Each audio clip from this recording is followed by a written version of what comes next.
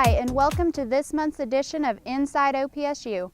I'll be your host, Danae Moore with Campus Communications, and today we have a special treat. We're on site for the groundbreaking at the shooting sports facility just south of Goodwell, and we're going to talk with some students as well as administration and special guests to learn a little bit more about what this facility has to offer. Our next guest is Dylan. Dylan's a freshman here at Panhandle State. Why don't you go ahead and introduce yourself and tell us a little bit about what you're involved in here on campus? Yeah, well, my name's Dylan Rush. Like she said, I'm a freshman here on campus. I'm majoring in agronomy. I'm originally from McClave, Colorado.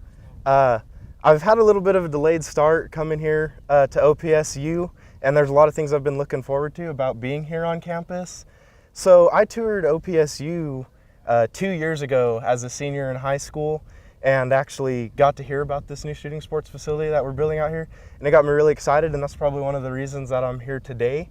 I took a gap year after my senior year of high school and served with the Colorado FFA Association.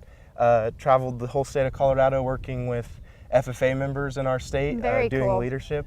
So that was really great, and now I'm here. I'm a freshman, and that's kind of my story up to now. And you've hit the ground running. You are currently serving as the vice president of the Shooting Sports Club. And after this first semester here, your president's graduating, correct? And you'll be stepping up into a president's role. Yeah, so Hannah Hammock, she's our president now, and she's been doing a great job here at this shooting sports, as our Shooting Sports Club president. Yeah, she's kind of handing over the reins to me, and I feel ready, a little bit nervous, but I'm excited. It's a little bit daunting as a freshman coming in to actually run the club, but I think it'll be good. I feel confident your experience with FFA, you're already have a very good foundation and you're ready to go, and we're excited to see what the future holds. Let's talk a little bit about the Shooting Sports Club and what y'all do. I know you've just been getting your feet wet with it. This is your first semester here, but I know you've had great leadership and been able to learn as you go. Tell us about the club, what you guys do, that type of thing. So our club, we do have to raise some funds every once in a while so that we can do the fun stuff that we like to do. So some of the stuff we've been doing lately is we put together shoots, especially archery shoots for our community members. They pay a little bit of money to come shoot at our foam 3D archery targets, kind of real life hunting scenarios.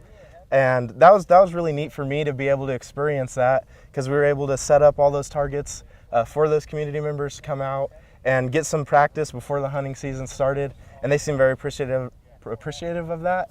And then that kind of helped us raise our funds so that we can have shoots for ourselves throughout the year and do other things that we like to do throughout the year as a club. Okay, so that's been one of the big activities you've done so far. Yes, so far. And then tonight is a big night for you as well, because we'll have the Shooting Sports Banquet, and this will be your first time to get to see that. Yes, yeah, I'm super excited for the Shooting Sports Banquet.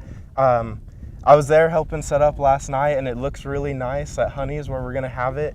And as always, we're just super appreciative of the people from the community that come to the banquet, sit through that program and support what we do as the Shooting Sports Club. They're what help us make the club happen, so we really appreciate that support. Definitely. Okay, you mentioned that this facility where we are right now was a big draw for you to actually decide to come and be an Aggie. What do you see for the future? Do you already have experience with hunting, that type of thing, shooting sports? I didn't come from a huge hunting or shooting sports background, so I guess the reason I'm super excited for this facility is to actually maybe be able to improve my skills a little bit here. And maybe someday I'll be good enough to make that team and be competitive on the college level. But I'm just super excited to improve my skills here at the facility, and I'm also excited for what the facility is going to bring for our Shooting Sports Club. Okay, as we talked before we even got to go on camera, you mentioned a little bit about your club and how you're small but you have big goals and that sort of thing. Tell me about how this is going to provide a facility for you. Yeah, so our Shooting Sports Club, we're pretty small, but we have lots of quality members, and we've been meeting on campus for a long time in the art building. And it's been great, and the people in the art building are great to our club. But we don't have a true home for our Shooting Sports Club on campus, and I feel like this is going to provide that. Just earlier this semester during homecoming, we put together a really nice shooting sports float, and we won the homecoming shooting or That's the awesome. float Yep. competition. We got a real nice plaque for that, and you know, we just don't have a place where we can call our own as a club and hang that plaque and make it ours. And I feel like this shooting sports facility is really going to do that for us, provide us a place where we can get together as a club and as a community and have a place that we can kind of call our own. That's awesome. So for you, you're looking forward to this opportunity, not only for the club, but also as potentially a team member. We talked a little bit, we're not exactly sure how all that's going to transition, but we know it'll be there and an opportunity for the future. Yeah, I think it'll help us grow our club too. You know, we get some more people out here to the facility. They enjoy the facility. They enjoy actually going out and shooting, and that will provide an avenue for us to recruit for our club and help expand that in the future, since we actually have a place to kind of call our own and a place to go to. Do you have any specific goals as you transition to the role of president? Do you have specific goals in your mind that you want to mention as of now? I don't necessarily have major specific goals. I mean, I'm a freshman and I'm still trying to figure out everything we do. And so I just really want, you know, the club to maintain where we're at and maintain our positive position in the community and to grow. And I just hope to do a good job and just serve the members of our club. And I hope they enjoy being part of our club, you know, with me as a president, because it's their club. It's not my club.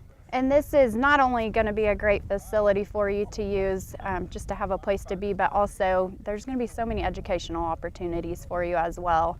Especially like you mentioned, you don't have a huge background in many of the things that'll probably be available out here, but just looking forward to everything that you can learn here. That's exciting to think about. Yeah, super exciting. Well, we're very pleased to get to meet you and learn a little bit more about you, and we wish you the best as you take over the reins as the president of the Shooting Sports Club. Yes, thank you, and thank you for your time today. Thank you for being on the show. And we're back live at the Shooting Sports groundbreaking, a very exciting day for you, Hannah, right? Yes, ma'am. Go ahead and introduce yourself to our viewers. Many of them may have seen you around campus, but go ahead and tell them a little bit about yourself. Well, like Danae said, my name is Hannah Hammock. I am a senior. I will be graduating in May with my bachelor's with a degree in animal science. I am a student ambassador here on campus. I'm the head RA in Holter Hall. I also am the president currently of the Shooting Sports Club, but as Dylan said, it will be transitioning over to him after this semester finishes out. So I've been a lot on campus, involved in so many things. I'm also a member of the equestrian team. So campus life is very busy for me, and I'm just excited to be graduating in May and having my full 4 years come to an end.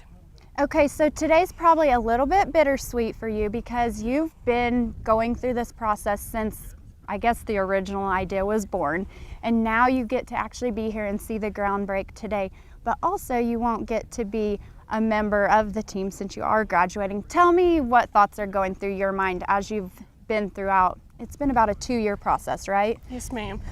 Just through the whole process, I've enjoyed being able to be a part of it, helping with, just seeing it from the ground up, suggesting what sports we want to have here on campus, the talk of having the competitive teams that are going to be here. It is bittersweet that I'm not going to be able to be a part of it, but actually seeing it moving forward, and after they had the environmental processes and getting the contractor chosen and everything, so just seeing the groundbreaking and the start of it to become something great is awesome. I'm super excited for everybody, and even though I won't be able to be a part of it, knowing that I was a part of helping get it to where it is pretty special. Yeah, to me. that's really quite an honor. As you talk about that, I'm thinking that's really a big honor and something to take a lot of pride in as it moves forward and you get to see the team take place and that type of thing. Okay, you are a competitive archer, correct? Yes.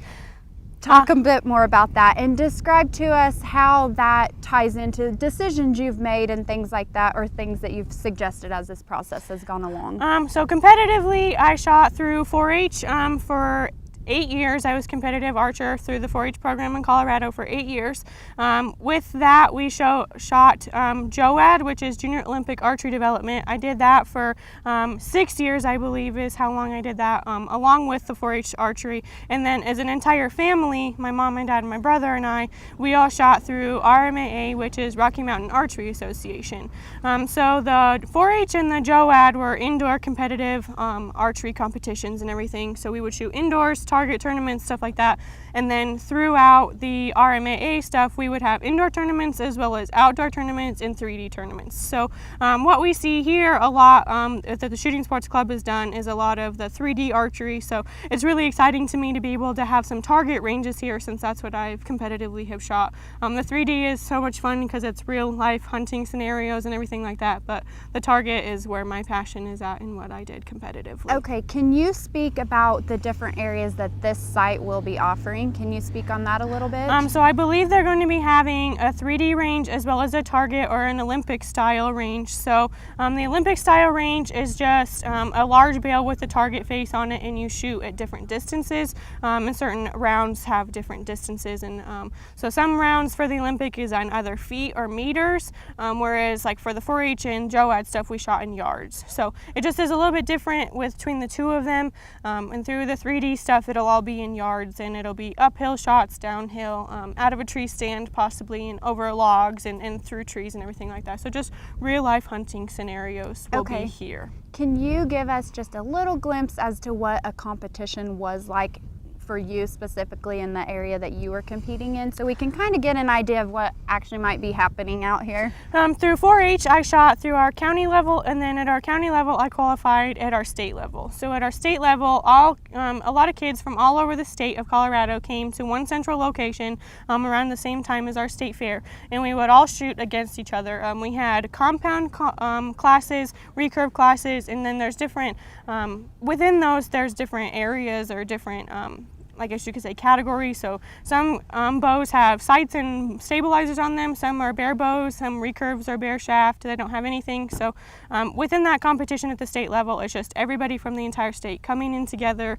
The nerves are definitely on because you want to win. At the state level, if you are in the top 4, you then proceed on to the national competition. I never made it to the national competition through 4-H, but it was always a goal to set to, I want to place at the top 4 so I can proceed on to nationals. So hopefully here we'll have, like they say, people from all over the United States coming in here to shoot competitively, and other universities if they have teams that come in. So that'll be super cool to have other people from around the United States coming here to shoot at our world-class facility. So are the competitions normally a one-day event? Does it take a couple of days, or how many times do you shoot? Things like that. For the archery stuff, it usually was just a one-day competition, and then for 4-H it was 5 arrows and 2 ends at each yardage. So we would shoot 40 yards, 30 yards, 20 yards, and 10 yards, and we would shoot 2 rounds of 5 arrows at those distances. And then for the JOAD, which is the Junior Olympic Archery Development, we would shoot 3 arrows for 10 ends. So we'd have 10 ends of 3 arrows, and we'd take a break, and then we would come back and we would shoot 3 arrows of 10 ends again. So for the JOAD stuff, it was kind of an all-day thing. And then for the Rocky Mountain Archery Association, it was it's over a weekend. So we would shoot a 1500, so we would shoot 900 one day and then a 600 the next day. So it depends on what kind of a competition you're shooting. If it's a target tournament, it could just be one day, and if it's a 3D tournament, you could shoot 15 targets one day and then another 10 targets the next day. So it really just depends on what type of program you're doing or what shoot you're wanting to shoot and what you're interested in. Okay, as a student, how do you feel like this facility is going to impact student life? I feel like it's going to be awesome and wonderful. I know a lot of people have been interested in the Shooting Sports Club, and they, we do several shoots throughout the year, but they're not really sure about it since we don't do as much shooting. So once the facility is open and it's open to students in the club and they can shoot at specified times, I'm sure it will be, we'll have so many more members interested actually being able to shoot not only archery but the shotguns and rifles too, because there's a draw for people that like archery, but then there's also a lot of people that like the guns and the rifles as well. So. Okay. Also, you are very active as a student ambassador, which tell us what you do there, and my question is how you feel like this is going to help with recruiting, because you get to be very involved with recruiting as a student ambassador. So as a student ambassador, I am the treasurer this year of the Student Ambassador kind of club. Through the Student Ambassador program, we take prospective students, mainly seniors in high school, on tours of campus. We go to the different colleges and like community colleges and high schools to recruit. We recently just went to National FFA Convention and recruited at convention, which was amazing. But I feel like think with recruitment opportunities, it's just going to draw that many more people here. I know we don't have a lot of people that are interested in the biology program, or they want a wildlife biology program, and that's hopefully going to be part of that once we get this open. So that's another whole door that opens up for not only just the shooting sports facility, but then for a new major to come in and for people to actually utilize this and be a part of it. Definitely. Okay, so we've focused on how this is going to benefit the students and kind of your thoughts around it coming and that type of thing. But as we mentioned, aren't necessarily going to have the chance to be on the team, but as we think about it, this facility is going to be open to the community as well. So I'm sure that'll open some doors for you to take advantage of being out here in the future as well, right? Yes, ma'am. Looking forward to it, I'm sure. Yes, very much so. There's not a lot of opportunities and places to shoot archery around here, so it'll be awesome to be able to have a facility to shoot while I'm still here. So. Definitely. Well, thank you for joining us today, Hannah, and we wish you the best as you go forward and graduate. Thank you. We're back with another guest, Wyatt, a student here at Panhandle State. Go ahead and introduce yourself and tell us a little bit about where you're from and that kind of thing. Well, my name's Wyatt Hammock, as she said. I'm from northern Colorado, a little town called Platteville. Back home, it's a big thing with us is shooting sports. I mean, if you're not hunting and fishing and stuff like that, you're doing a lot of practicing as far as indoor or outdoor shooting, like my sister said earlier. Like I say, as far as my experience goes with it, I've been hunting since I can remember. I've always been real big into the shooting sports and shooting and everything like that. I've got a chance to kill a couple deer and everything, but as far as the actual shooting sports and target shooting and stuff like that, I've been real big into archery and shotgun and just about everything you can shoot. I've competed on the county and state and national level for 4-H. Awesome. My last year of 4-H, I was able to make it to nationals, which was in Grand Island, Nebraska, and it was probably one of the best experiences I've ever been on. I mean, I met a lot of good friends from a lot of different states, and I'm still in contact with them, and it's just been a good experience for me, and shooting sports has really kind of opened me up to a whole new world of different people and all kinds of different opportunities. Something you're very passionate about, I can tell. Yes, ma'am. And so you are Hannah, who we just spoke with. You are her brother. So I think you have like an interesting draw to here where you guys have had this as something you've grown up around. You've done it your whole life with your family. You're probably definitely looking forward to being able to incorporate this into your future here at college as well. You've been a member of the Shooting Sports Club, right? Yes, ma'am. And so trying out for the team, I don't know how exactly all that's going to work, but I'm guessing that's something that you're thinking about for the future as well? Yeah, for sure. I'm hopefully with this team, it'll bring all kinds of different kids. I mean, and my biggest reason for coming here was for sure the ag department, but this is just kind of the icing on the cake, being able to come out and take something that I do at home and make it a little more better for me to be able to come out here and relieve some stress whenever I want to, go out and shoot and be able to bring kids together. Because I mean, I'm sure with the Shooting Sports Club, I've met kids that I never would have met through my ag classes and everything like that. There's kids from all walks of life coming in here just because we all want to shoot, and it's a good way to bring everybody together, and I really enjoy that aspect. Definitely.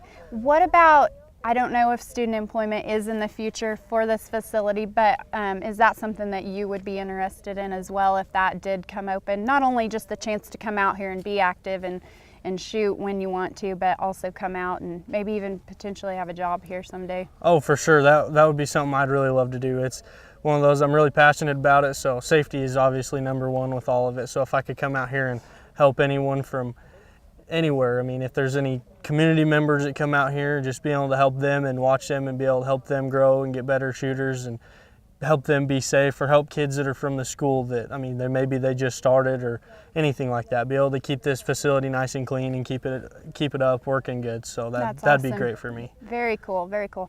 And how do you see, as we finish up here, how do you see, your experience that you currently have and what you may get here, how do you see that leading you into your future, maybe, when you potentially have a family and that type of thing? Have you given much thought to like your goals for the future, and especially within shooting sports and that kind of thing? Well, no, I haven't as far as thought about too much ahead into the future, but shooting sports really does help, I think, be able to, especially with this facility being here, if I decide to stick around here, it'd be great for somewhere when I someday, if I ever have kids, bring them out here and show them kind of what we helped build and teach them the way that we do things, and that I feel like shooting sports is always a great way to teach manners and everything like that. Is that something that's been important within your family? I know that we think the world of Hannah, and we're getting to know you now too, and you guys are awesome. Your parents have to be very proud, and I'm sure that's some of the qualities that they instilled in you through you guys participating in that together as a family. Oh, for sure. Shooting sports has taught me the best thing is always think ahead. If you're doing one thing, you got to think 10 steps ahead. If there's something that could go wrong, you always got to, you don't want to keep it in the back of your mind, but you always want to know kind of what could happen, and you always want to be safe about things and think everything through before you do it. Because if you don't, we're handling weapons that could be very harmful to someone. So all you got to do is just think ahead, be safe, and that's, my family always taught me that. Think ahead, always be on top of what you're doing, and don't call for something if you're not ready for it. One thing you mentioned, or that I picked up as we were speaking, is just the opportunity to build relationships. And I think that's really neat, where, we all come from different walks of life and different places, and it's really neat to think you may be out here with someone that's from Houston or who knows where, and just the opportunity to do something you guys love together. That's really neat to think about how this facility has the potential to do that, isn't it? Oh yeah, for sure. It's one of them that a lot of kids, a lot of them are kind of wrapped up in their studies as well as I am, but it's one of them that, especially right now with it being close to finals week, everything's kind of getting stressful. If this place was together, man, we could all kind of come out here and relieve some stress all together, and it just brings people together for one common liking that we all have. Very neat. Well, we're sure glad to get the chance to talk with you today, and we wish you the best in the future. For sure. Thank you, guys. Thank you. Our next guest is Brent Shoulders. Brent, I know many of our viewers are very familiar and seen you around a lot, but go ahead and introduce yourself for those that aren't. Tell us what you do on campus and that kind of thing. Well, I'm Brent Shoulders. I'm the art department chair. I teach ceramics and sculpture at the college, but also been involved as a student with the archery club since its inception. Okay. And that one, over the past couple of years, has kind of morphed into the shooting sports club. Perfect. So it's, we're kind of involved and have been involved with this project from the get-go. Right. Okay. That was exactly what I was thinking. You have been very involved since the start. Got started about 2 years ago, right? Talk to us a little bit about what all the complex is set to offer, because you've been in as that has evolved and taken shape, and can you speak about that? Absolutely. Early on, we simply talked about trap and skeet ranges and rifle and pistol range. Okay. But as the project kind of grew and we took a look and found the piece of property that we wanted to use, we realized that we could utilize it far better with some other additions, and some of these additions are going to occur over the years, as things progress. But we do have things set up here on the hill that we're standing on. Okay. Is going to be where the Wildlife Education Center is going to go in. Down below it to the north and over this big draw behind us, that's going to be the trap and skeet ranges. And then back off to the east, we have rifle and pistol ranges where we do have plans to set up down the big southeastern draw. Will be a long range area. Okay. For right now, we're setting at about 600 yards, but I think we're going to be able to maybe push that out to 1,000. So we'll have the ability to shoot super long range, and then also three-dimensional archery and crossing my fingers for the Olympic archery. Okay. So how big a facility is this? Oh, it's huge. We're looking. I can't remember the actual acreage that we're looking at. Because there's also talks of, once again, a few years down the road, putting in a sporting clays range, which would mean you would walk from station to station and the clays would pop up and you'd be able to shoot. So if we added that in, I don't even know, I couldn't even specify an actual acreage. It's beautiful out here. I think it's a great place to have it. Looking back, it's going to be an amazing area. A lot of planning has gone into this, and like you mentioned, as you plan, you're looking for the future and maybe adding on even as you go and that type of thing. Talk about what this can mean for the community. We had the opportunity to visit with a couple of students today who are amazing, some of your shooting sports kids that are in the club, and we talked about the opportunities they see and what they're excited for, but I know this is going to bring so much to the community and region. Will you speak specifically about what you foresee for the community? Absolutely. First off, for not just the local community, but for a regional community. You know, we'll be able to pull people from 5 states that are looking for a place to go shoot and have fun, to schedule their own events and bring people in. It's going to be a great place, once again, to shoot, whether it's archery, pistol, rifle, or shotgun.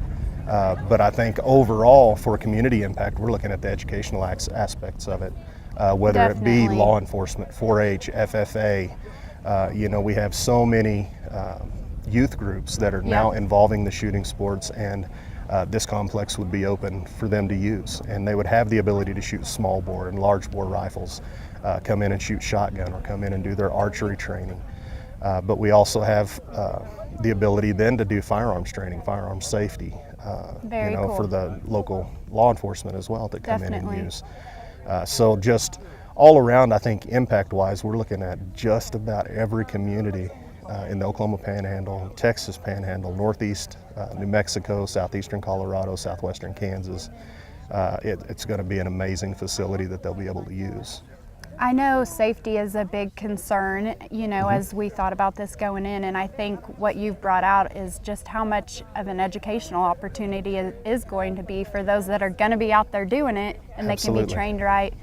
Something that was pretty neat when we talked with Wyatt, one of the club members, he brought out how that's something he would be interested in helping with, is training young people in safety and that type of thing, which we I thought have was been pretty special. in talks with Dr. Fulton and some of the educators, as far as each area, of course, of the range itself is going to have a range master. So the archery range would have a range master that's in charge of the specific shoots, the things that are going on, safety-wise, to make sure, of course, we're absolutely safe throughout the whole thing.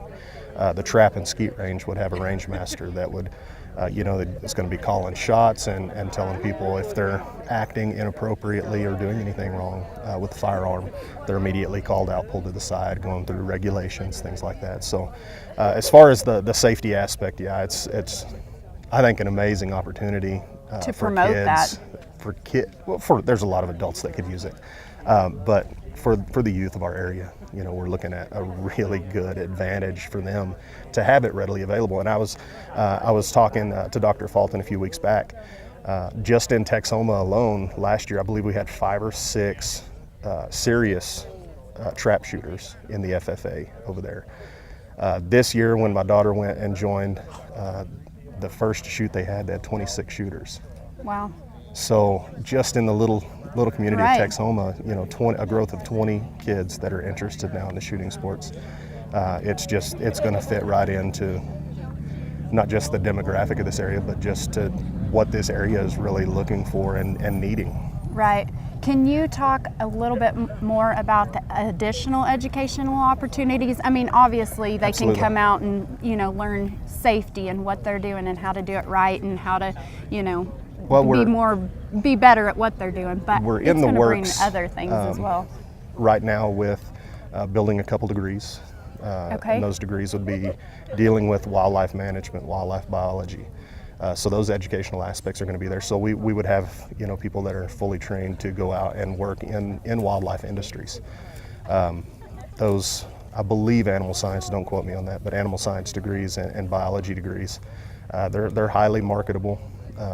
You know, they're going to have access, of course, here to the classes that will be taught at the Wildlife Education Center, but then also, once again, that firearm safety training side of it. And a lot of people don't even know that there's actually a certificate for archery safety. Okay. So you could be trained in hunter safety with archery, hunter safety with rifles, shotguns. All of those would be offered and readily available to the public out here as well. Okay. So basically from the ground up, you know, what is a gun? Right.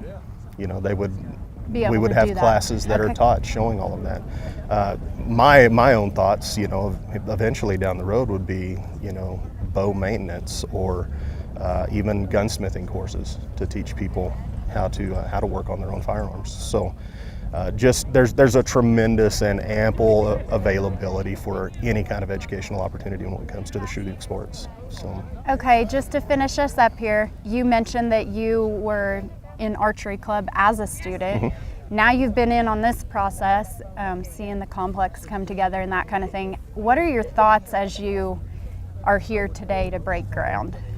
First thing I thought when we thought of this was me as a student. When I first came to school, because I attended here at Panhandle State University, I knew no one.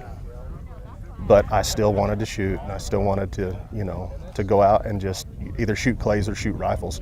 Knew no one, and we had to find people that had proper backdrops, didn't have cattle, that sort of thing. So just the availability of being able to come out and have a safe place to shoot.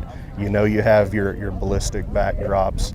You're going to have targets to shoot at, proper safety. We're going to have people that are better equipped in the field as hunters, but also better equipped as home defenders and just people that are practicing their right to bear arms. Right. Well, Brent, thank you not only for your time today on the show, telling us a little bit more about the facility, but especially all the hard work that you've put into making this become a reality. And we look forward to seeing what the future holds. It's a fun project, and I can't wait. This is an amazing day, and I do have some prepared remarks, but with your permission, I'd like to just speak from the heart for a minute. The fact that our new parking lot is filled with people tells me that we might be on the right track to doing something really amazing today.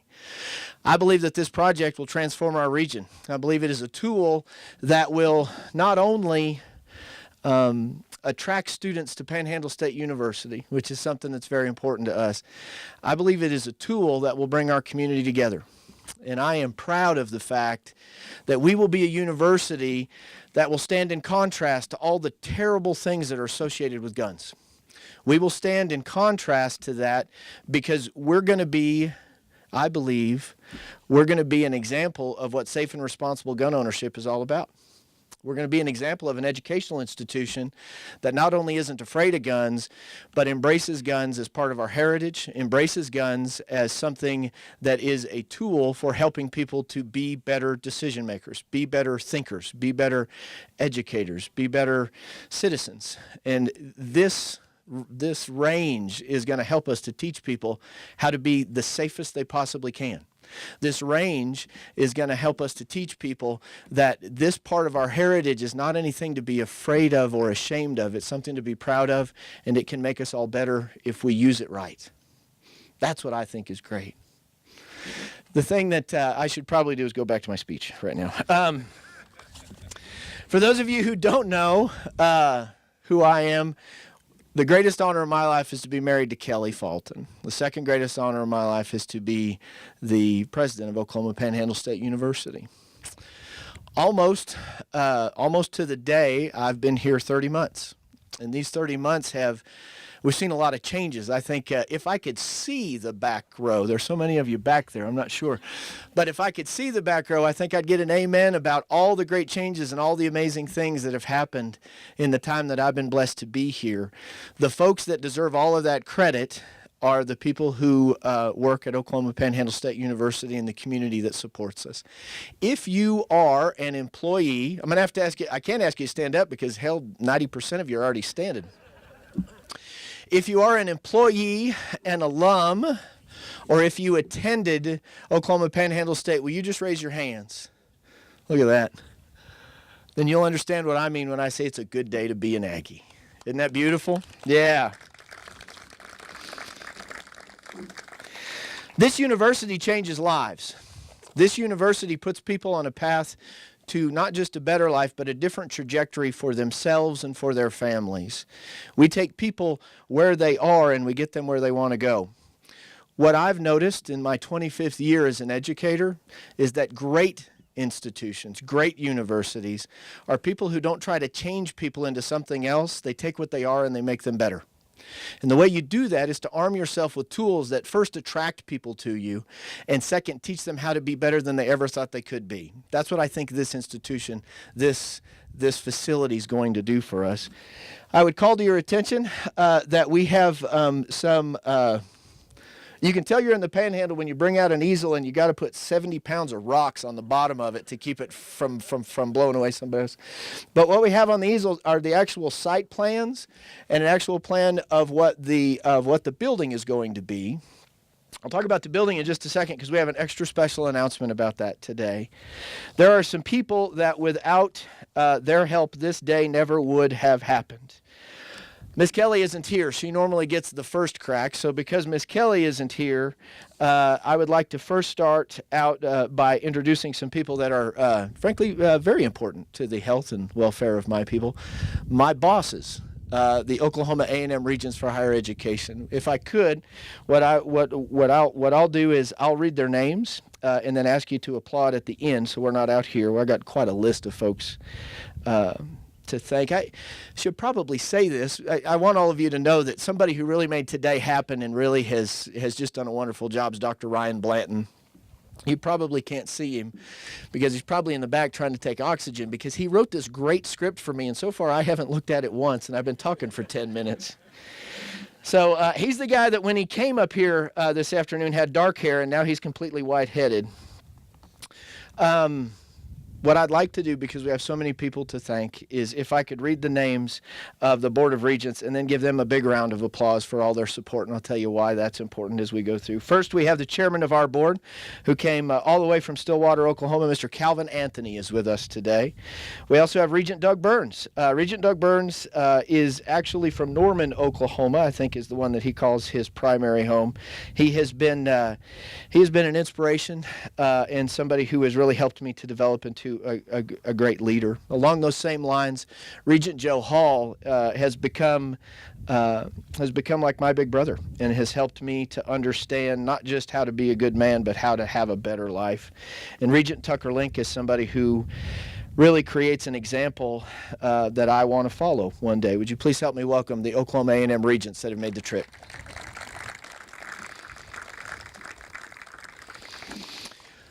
I have been in education for 25 years, and I've been in the Oklahoma A&M system all 25 of those years. And so the four people that I just introduced to you, along with Kelly, are really responsible for raising me and making me the leader that I am. And so I don't expect any applause for this. I just want the four of you to know the fact that you would come here from so long and you would spend the day with me and with my family and with our friends means the world to us. Thank you for everything you do, not just for me, but for everybody at Oklahoma Panhandle State University.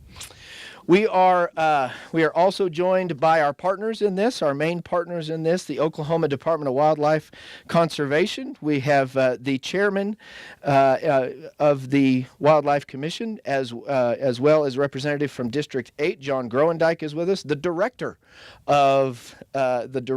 of the Oklahoma Wildlife Commission is J.D. Strong. He made the trip all the way out here. He's got the coolest glasses in the crowd, that is for sure. The assistant director is the one that won the quail hunting contest this morning. Mr. Wade Free is here. And really the man who deserves a great deal of the credit for helping get this project underway and keeping it rolling is the information and education specialist, Lance Meek. Will you help me thank these people? It would not be without them.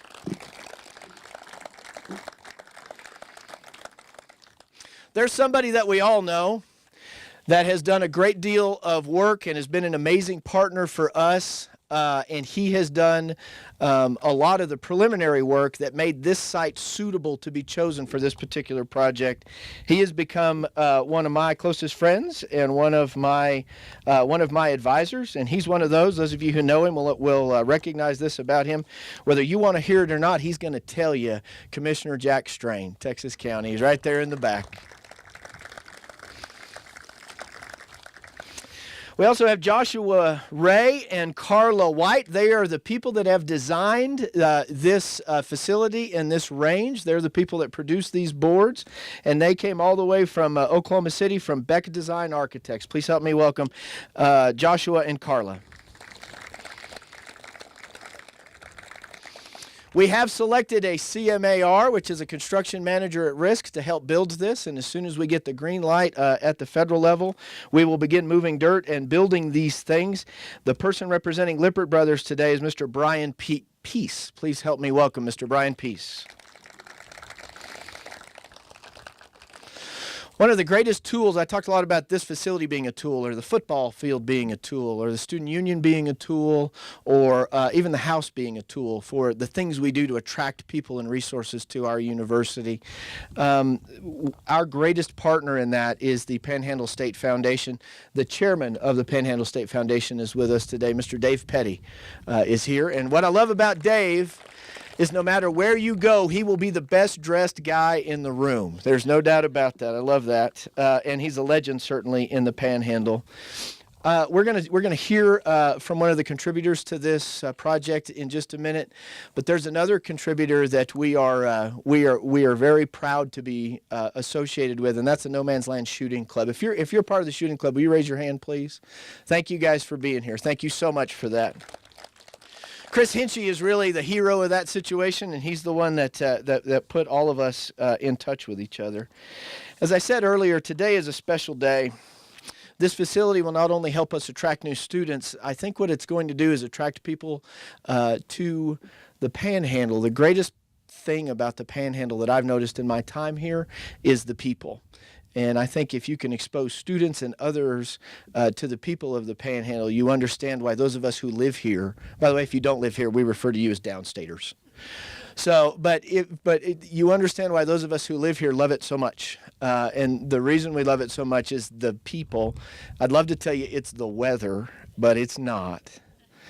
The people are what make it special out here. And I think what I'm most excited about in this, and I know that Commissioner Groendyke agrees with me on this is going to bring an asset to this region, really, that we've never had before.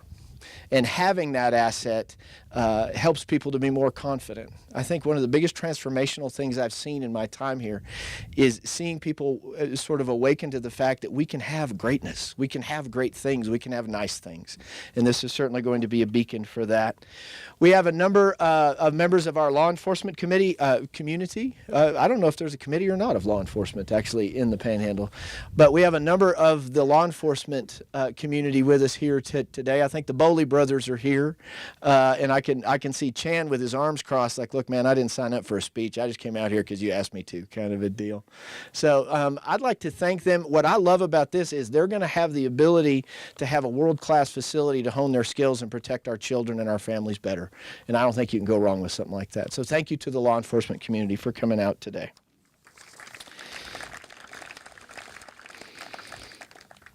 There are a few people that we will hear from today that I think it's important to hear their perspective. Almost everyone who's here today has heard me talk about this, has heard me say the word transformative at least 100 times.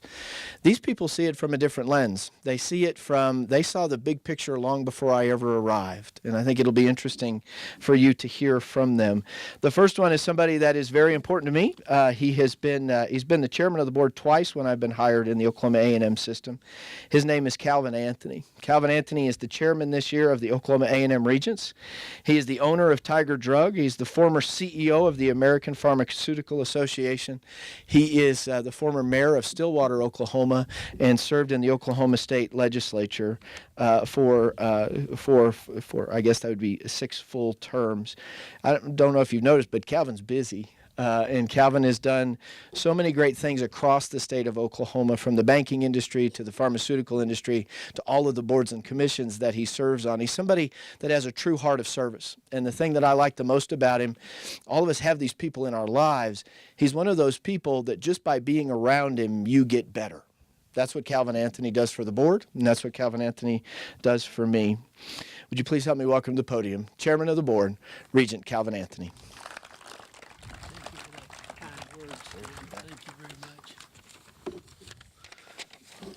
Tim, thank you for that very kind introduction, and I appreciate those kind words. I'm also glad that you mentioned Ryan Blanton because,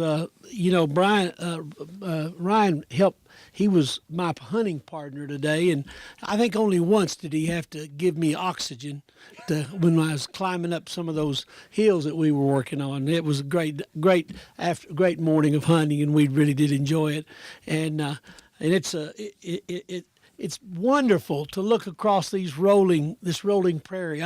I love property and the land, and it's gratifying to me to see the progress, and I'm proud of you, Tim, for you. Thank you for your words, and I appreciate the opportunity just to say a few remarks on this wonderful occasion. The shooting sports facility will, as Tim And Tim, you know, it's not hard for him to get excited. Don't you love his enthusiasm? I sure do. I really do appreciate that. It's going to change the landscape, as he's mentioned, across our entire Panhandle region. It's going to make this area a destination for not just students, but for visitors and for many, many years to come. And on behalf of the OSU A&M board, I want to publicly thank you, Tim, for your leadership in making this project possible. Tim recognized the potential of this facility and what it can do, and did the hard work in communicating his vision to our board and to others to make it a reality. And I'm proud of you for that, Tim. And of course, I would be negligent if I did not stand here today and to thank the generous support of our friends at the Oklahoma Department of Wildlife.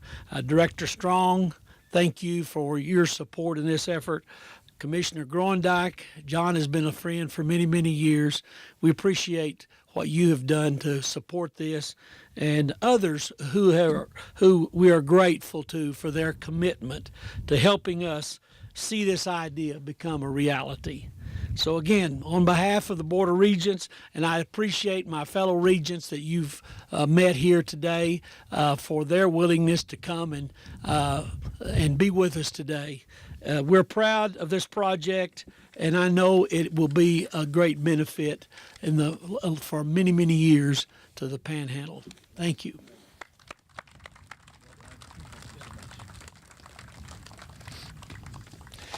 Thank you, Kelvin. That was well said. I am excited about this one. Occasionally, you get to be around somebody that you don't only admire, but you want to be like. When you look at the legacy of the Groendyke family, it really is remarkable. I don't know how many people know this, but the Groendyke Trucking Company was founded in 1932 by Harold Groendyke. And Harold C. Groendyke was a graduate of Oklahoma Panhandle State University with a degree in education in 1937.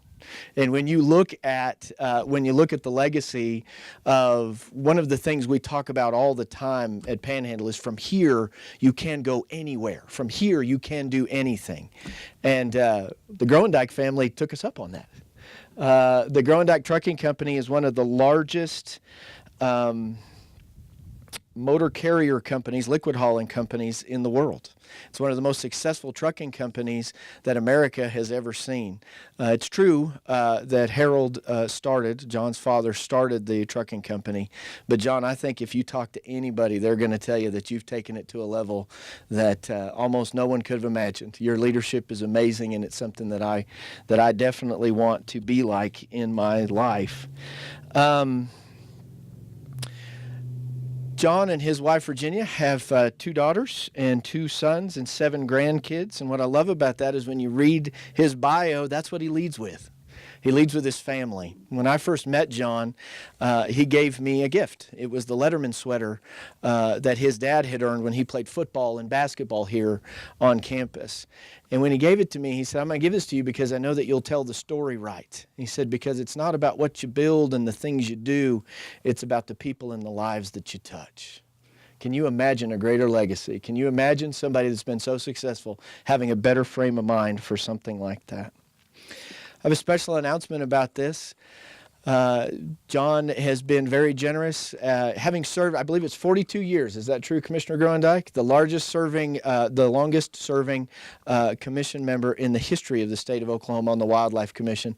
42 years he's been on that board, and 42 years he has fought for the rights of hunters. He's fought for the rights of wildlife, and he has been a champion of conservation. That's why I'm excited to announce that this building over here to your right and to my left will have the name John Groendyke Wildlife Center on it when we build it starting next year. That's amazing.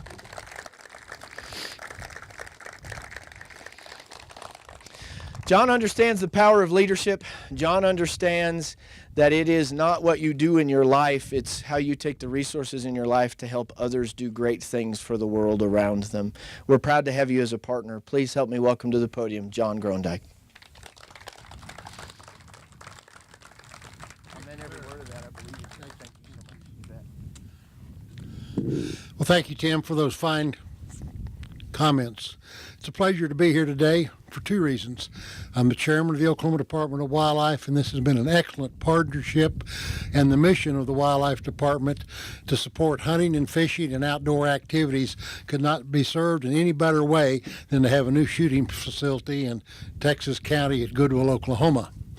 I think it'll do great things for Panhandle State University, and it'll do a lot of things to support the outdoor hunting and fishing, archery shooting, and all of the outdoor sports at the Wildlife Department, and a lot of you that are here today that support. So I think this is a great possibility, and my dad graduated here from 1932. He didn't ever play basketball, played football and ran track here. And I think of all the things I recall my dad always saying of how he enjoyed going to college here. And he says the hardest job he ever had in life was making $12.50 a month to pay room, board, and tuition. And he milked all the cows out here at the Panhandle's dairy department, and he said, you kind of had to work till 11, 12 o'clock every night and get up at 5 or 6 and start the next day. And I think he took an attitude that there's a lot of things that are impractical, but nothing's impossible. If you make your mind up, you're going to get it done. And he had very strong determination, and people said, you can't do that. He said, well, I can do it. Maybe I shouldn't, but if you have enough tenacity and stay with it, you're going to get it done. And that's why he was successful. And I hope he did convey a lot of those same attributes in regard to work to me. I think he tried to buy every bale of hay in Garfield County when I was a kid so I could haul it. But the mission of this facility out here to support Panhandle State University and the Wildlife Department matches up very well, and we're excited and thrilled to be a part of the project.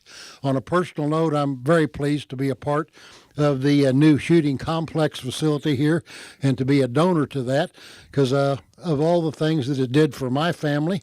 Plus, my mother was born and raised in Guymon, Oklahoma, and her 3 brothers and 3 sisters, a number of them attended Panhandle at one time or another. So Panhandle has been a very big part of my family for the last 80-some years. The Wildlife Department been there 42 years, and it's been an honor to serve the people that work out here.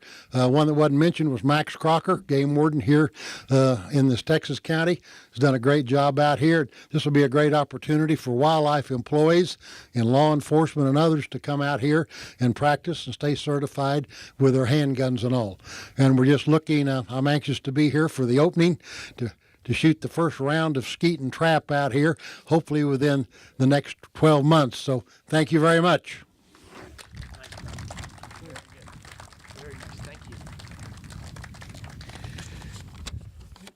Well, I know one thing, when Chairman Groendyke wants something to happen, it's going to happen. So I guess 12 months is the timeline that we hope to get all of this done in. What I love the most about your remarks, John, is there are some things that are impractical, but nothing is impossible. And if you put your mind to it, you'll get it done. So you're an example of that, and that's something I think all of us aspire to do.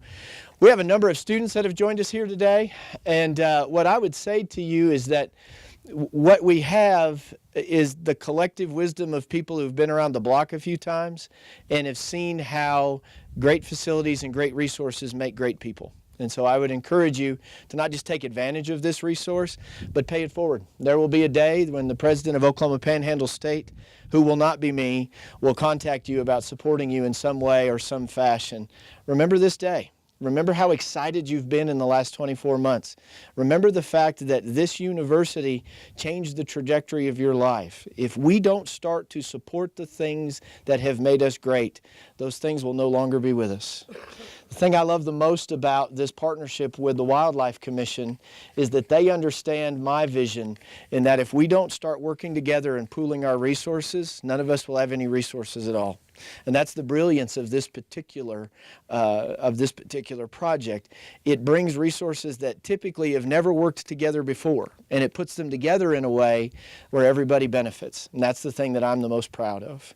What we'd like to do now is turn some dirt with the shovels. If the dignitaries would please join me at the shovels. That means some of the across the road Baptists will have to shift over a little bit more this way. I think a lot of you are here because you're my friends and because you're you're out here to support me. I thank you so much for that, what you do for the Panhandle and what you've done to welcome my family. Thank you very much for being here today.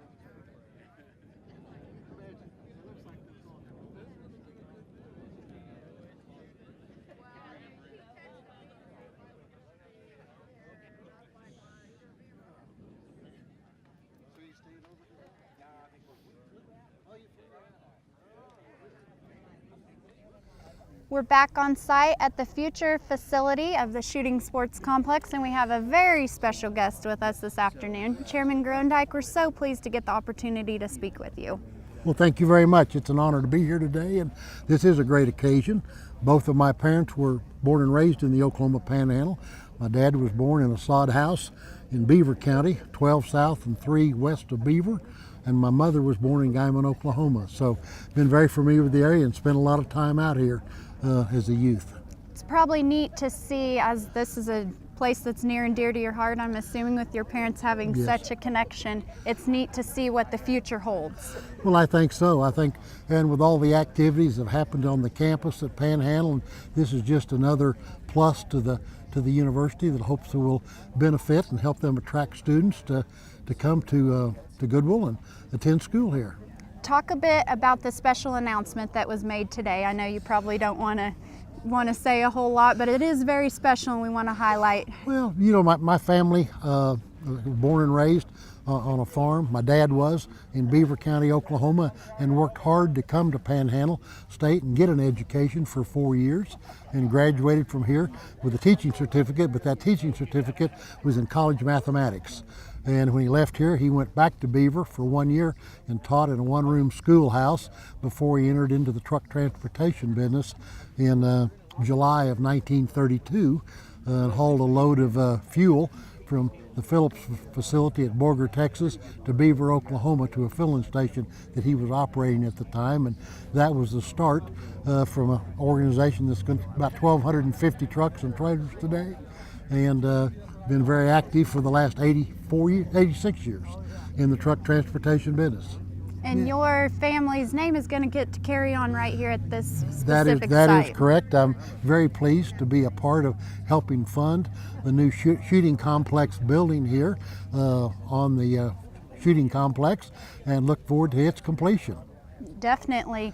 As your dad has been a student here, I know there's a very special sweater hanging in Dr. Fulton's office. You want to talk a little bit about that? My dad always enjoyed his time at Panhandle State, and he played football and ran track here, was active in that, and he always kept his letter sweaters and letters and everything, and I had all of those in the trunk, and I thought it couldn't be a better place to have them displayed than in Tim Fulton's office here as the president. And I know my dad feels like that Panhandle State got him started on a path to be successful in life, in which he did.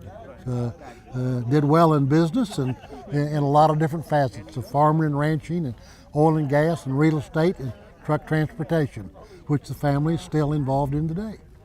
Very neat to be able to carry on the family name at this facility, and you're also passionate about the work that is going to be done out here and the learning that can happen. You want to speak a bit about that as well? Well, I think that, as I said during my comments a little earlier today, that I think this facility supports the mission of the Oklahoma Department of Wildlife.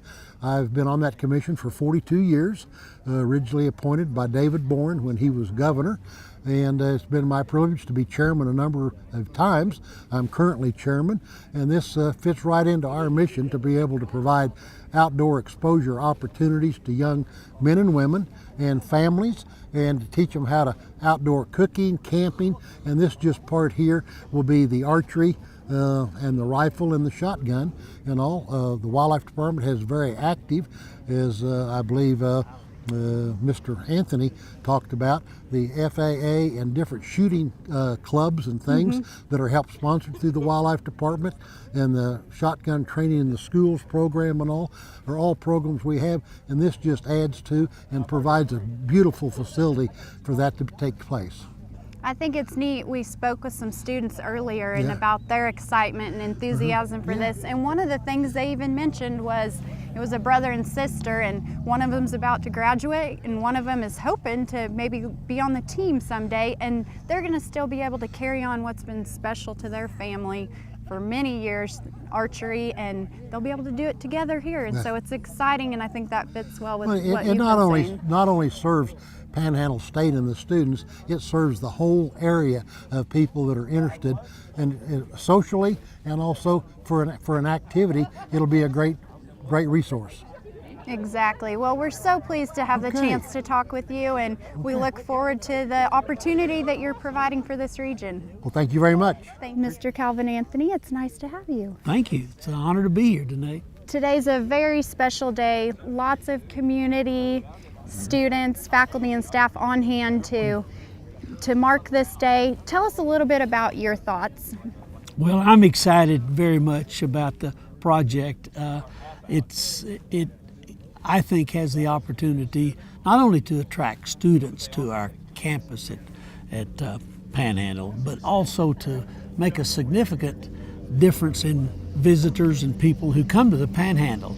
The shooting sports is enjoying an enormous popularity in our high schools and 4-H and FFA and other areas, and so I think this will be a good attraction for all of our state.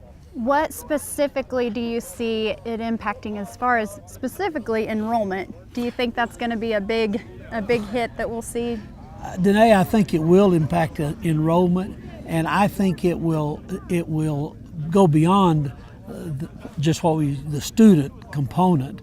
I think the competitions that oftentimes occur for students, it'll bring in schools from other parts of the country and the state, and it'll create it's an economic driver, not just the impact of the student itself, but the economic development component. Of course. So we will hope to see an enrollment increase with this. Yes. As well as, just as you mentioned, a destination, making this a destination, and then, as you're talking, a big impact on the region as well. Right. I view this. I mean, there's certain projects that the timing and the right place, the right time, and I think this fits Panhandle. It fits what our university is trying to do to attract students, and so it's a win-win deal. It's very exciting as I got to visit with some of the students and just the goals that they have, maybe becoming a team member one day, or even just being able to come out here and promote safety, gun safety with young That's right. kids. It was exciting to hear all the things that they're looking forward to. Well, I can see that, and I can tell you that the Oklahoma State, our Board of Regents and the A&M Board, all the schools that we serve, we see the need for our students, for the activities that not only help, it's all part of an education, a rounded education. Right. And this fits in the Panhandle very nicely. Just so many opportunities, from education to even building relationships. That's one we talked about earlier. Just so many opportunities. Right. Well, I'm very optimistic and bullish that it'll be a game changer, and I think a few years from now we'll all look around and see all the development that this creates, and we'll all be proud. Well, we're so pleased to have the opportunity to visit with you, Thank and you. we thank you for being here today, a very special day. Thank you, Danae. It's a pleasure to be here, and we're very proud of Panhandle and what it does for our state. We're back, a gorgeous day in the Panhandle on a late November afternoon. Who would expect? Just like we planned it. Exactly. We're on site, a very special day. Dr. Fulton, we're glad to have a moment to speak with you a little bit about the shooting sports facility. And specifically, I would like to talk about kind of a timeline. I know that's just something, I feel like we talk about this every time we interview, but I know that's in everyone's mind. And we broke ground today. What are you kind of seeing in the future? So we anticipate that we will be able to starting to do all of the rough dirt work by the first of the year. Okay. So we will actually have the construction manager at risk, Lippert Brothers, and we believe that they'll start right at the first of the year. And the goal is to have it open for September 1. Okay. If that changes, we're going to try to let people know. We've tried to be as transparent about this as possible. We really, in the federal approval part of this, it took roughly 8 months longer than anyone had anticipated. Part of that was a transition in power. Another part of that was nobody's done a partnership like this before. So there was a lot of how are we going to do this? I actually feel, we were joking in the ceremony when Chairman Groendijk said we're going to do this in 12 months. Right. I really think we probably can do it in 12 months. So we feel pretty good about that. Okay. When you say we're going to have it open on September 1, what all does that entail? How is that going to fit into the community and people being able to come out here and use, and what will there be for them to use and that sort of thing? I'm so glad you asked that. It is free to the public. And so the public will be welcome. We will have posted hours. Okay. And so we don't want people shooting out here at 2 a.m. in the morning. I don't think we'd be good neighbors if we did something like that. What I mean by open in 12 months is I think we will have the trap and skeet range open. We'll have Olympic archery open. We'll definitely have pistol and rifle open. I believe we'll have our long range rifle range open, which will be 1,000 yards. And then I don't know if we will have the 3D archery or the sporting clays open in 12 months, but you'll have 5-stand, trap and skeet, and the pistol rifle, and most of the archery ranges open. We're still in the process of raising money. I announced today that John Groendijk's going to be the namer on it, and so we're really excited about that. We still have about another $1 million to raise in that project. So his gift was generous and much more than I ever thought we would get as an initial gift. But we still have about another $1 million to raise. I think it's going to take me another 6 to 9 months to get that part of it raised, and then we'll begin construction on the building. All in, the building, all the ranges, sporting clays, everything else, we're anticipating a fall 2020. Okay. And this will be, I mean, kind of as we're talking, students obviously are going to be able to use it. It's going to be free for the community to come out and use during posted hours. Who else do you foresee utilizing this? I think law enforcement has been in the talk and things like that. Are there other individuals or groups that you see being out here as well? Definitely. I think it's going to be 3 groups on top of what you mentioned. To sort of reiterate law enforcement, they've been with us every step of the way. So we actually changed the designs of the rifle and pistol ranges so that they could be qualifying ranges for all the law enforcement officers. So we're really excited about being able to provide that for them. That's something that they can come here and do. They don't have to go downstate. They don't have to go to Texas to get something like that done. So we're really excited about sort of providing that for them. And we think, that'll save them money so they can do other things with that money. They keep us kind of all safe. I think we're going to see a lot of leagues, community leagues for like trap and skeet, the rifle club, the No Man's Land rifle and pistol range are really excited about this. The city of Guyman's excited. They're limited in terms of space for their range, and so we think this range is going to be wide open for them in terms of having a lot more capability for them. And then I think probably the greatest benefit to the university outside of attracting students for our shooting teams is going to be we'll be able to host regional and sectionals for all the 4-H and FFA chapters within a 5-state area. Okay. So it takes you about 150 miles to get to another range like this. And so because we'll be the one sort of centrally located, we think we're going to have a lot of people coming through here. Okay. As the CEO of the university, it makes a lot of sense to have all those people coming to our place, seeing this great facility, meeting our people. I think that's going to be a benefit to us. I thought it was exciting.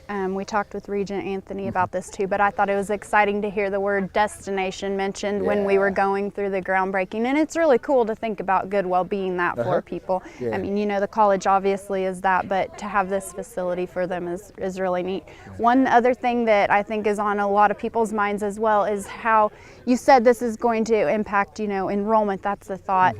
And part of that will be the team that's going to be competitive and utilizing this facility. Can you speak about that and kind of your thoughts, how that's the timeline on that and how all that will come together? After the first of the year, we will announce a search for our shooting sports coach. And what we will do is hire one shooting sports coach, and then that coach will have assistants with specialties in archery, specialties in rifle and pistol and shotgun. Okay. And so we'll start hiring people so they can start recruiting into the next year. And I think we'll field our first official team through the USSF, the United States Shooting Sports Federation. Okay. I believe we will field a team in the fall of 2020 there. Okay. But what we want to do is start recruiting current students and new students into the program so that they can start practicing and using the facility. So on day one, we're competitive nationally. Okay. And do you have any idea, like just a number to throw out there, how many students you're kind of looking at getting started with as far as a team? I don't know what to expect, so I thought that may be something people are interested in. Yeah, I think it's an excellent question. We did a feasibility study to see if this was going to work for us. We estimate that it will generate interest from 1,000 additional students who otherwise never would have looked at us. We hope to capture somewhere between 150 and 175 of those students as actual market share, or students who choose Panhandle. When you think about our numbers, that's over a 10% increase just from this one facility. So that's why I want to go over there and hug J.D. Strong's neck, right? So because he's given us something that will attract students that otherwise never would have come here. And that's 175 lives that I get to expose to people like you and our faculty and everybody else on campus. And I just think we do a better job than anybody else. It's exciting. No question. Thank you. It's nice to have you. Thanks for taking time, and we look forward to what all it has to offer. Very good. Thank you, ma'am. Thank you. I hope you've enjoyed the show today. It's been a beautiful day here on site at the future Shooting Sports Complex facility, and we look forward to seeing you out and getting to utilize the opportunities that it has to offer. And that's what's happening on campus.